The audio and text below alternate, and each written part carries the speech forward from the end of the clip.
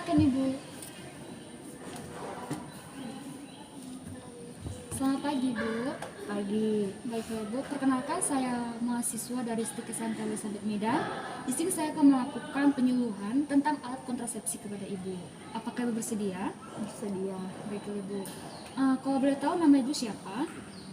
Nama saya Lina. Umur Ibu berapa? Umur saya 30 tahun. 30 tahun. Iya. Baiklah Ibu, apakah Ibu sudah punya anak? Sudah. Kalau boleh tahu Bu, umur anak terakhir Ibu berapa tahun? Masih 11 tahun. Baiklah Ibu. Sebelumnya apakah Ibu pernah ber-KB? Sudah. Apakah Ibu cocok dengan KB tersebut? Tidak. Baiklah Ibu.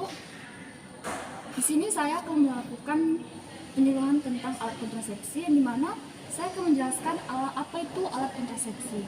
Baik Ibu, di sini ada leaflet yang dimana untuk membantu Ibu untuk lebih memahami pembahasan kita. Ini Ibu. Baik Ibu, di sini saya akan menjelaskan apa itu alat kontrasepsi. Sebelumnya apakah Ibu tahu apa itu alat kontrasepsi? Tidak, Ibu. Baiklah Ibu. Alat kontrasepsi itu adalah suatu cara atau metode yang bertujuan untuk mencegah pembuahan sehingga tidak terjadi kehamilan. Nah, upaya yang dilakukan dalam pelayanan kontrasepsi dapat bersifat sementara maupun bersifat permanen. Baiklah Ibu, apakah Ibu ada pertanyaan sampai sini? Ada Ibu. Yang saya tanyakan, saya kan boleh ber-KB. Baiklah Ibu, siapa yang boleh ber-KB? Baiklah Ibu, yang boleh ber-KB yaitu pasangan usia subur, yaitu pada usia 15 sampai 45 tahun yang ingin menunda kehamilan, menjarangkan kehamilan atau mengakhiri kehamilan.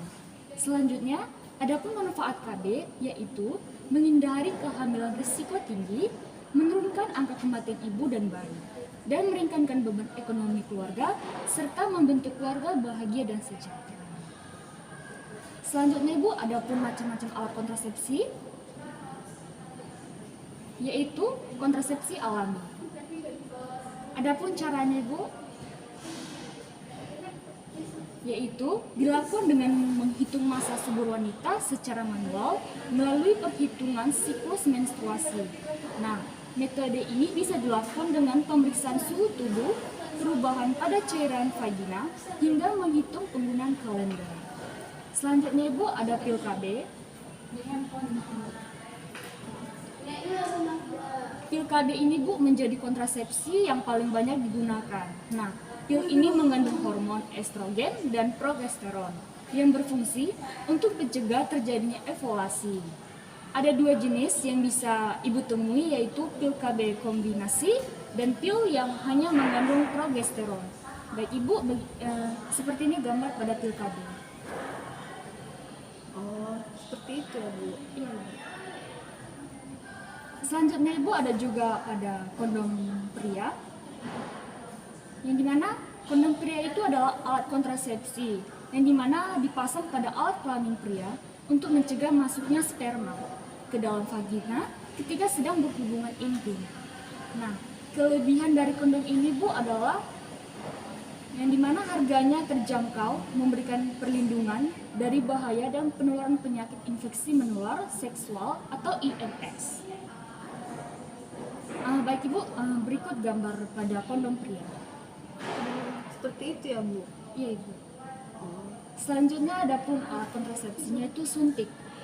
Yang dimana kontrasepsi berupa suntik terbagi menjadi dua jenis, yaitu KB suntik yang memiliki jangka waktu 3 bulan untuk mencegah terjadinya kehamilan, dan KB suntik yang hanya bisa bertahan selama 1 bulan. Nah, metode ini Ibu disinyalir oleh infeksi dibandingkan dengan mengkonsumsi pil KB. Akan tetapi Bu, harganya relatif mahal dan tidak memberikan perlindungan maksimal terhadap penyakit menular seksual. Baik Ibu, di sini juga ada efektivitas tinggi pada efek sampingnya juga Ibu. Nah, di mana tidak mengganggu hubungan seksual, yang dimana terdapat dua macam. Yang pertama itu Bu, ada suntikan 1 bulan, yang dimana mengandung estrogen dan progesteron. Selanjutnya mengganggu produksi AS, lalu harus datang setiap 1 bulan untuk dalam penyuntikan. Selanjutnya suntikan dalam 3 bulan. yaitu mengandung progesteron saja, tidak mengganggu produksi ASI, harus datang setiap 3 bulan untuk suntikan. Lalu dapat terjadi gangguan haid. Begini Bu, dalam gambar suntikan pada alat kontrasepsinya.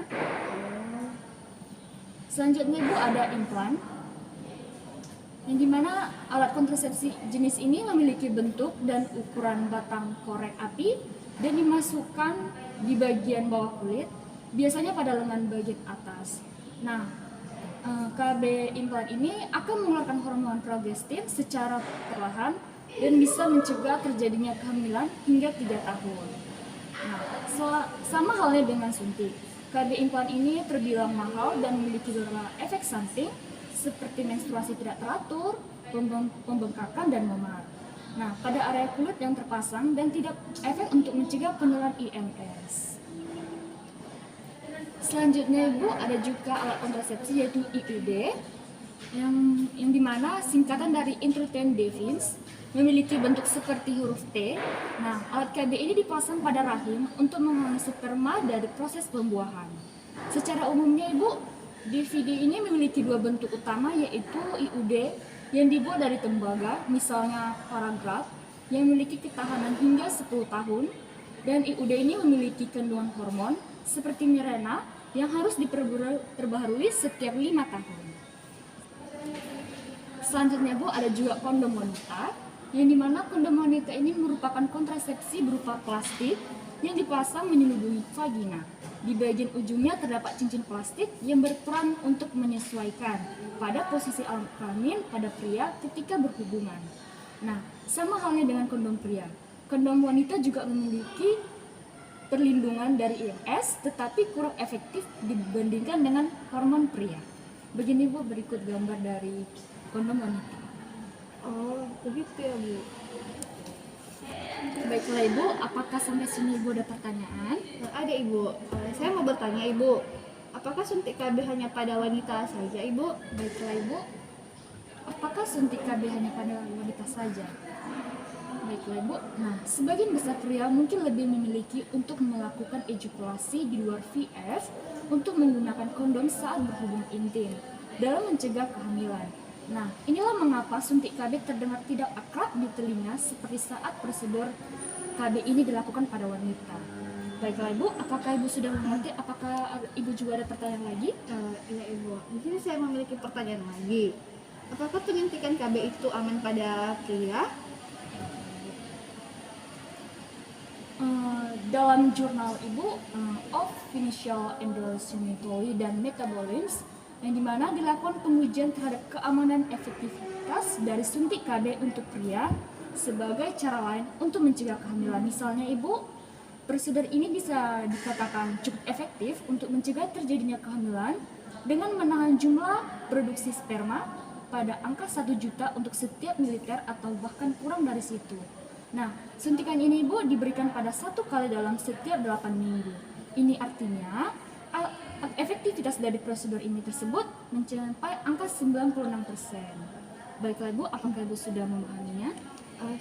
Sudah Ibu. Baiklah Ibu. Sekian dari penyuluhan saya pada hari ini. Semoga penyuluhan ini dapat bermanfaat kepada Ibu. Sekian dari saya Ibu, terima kasih.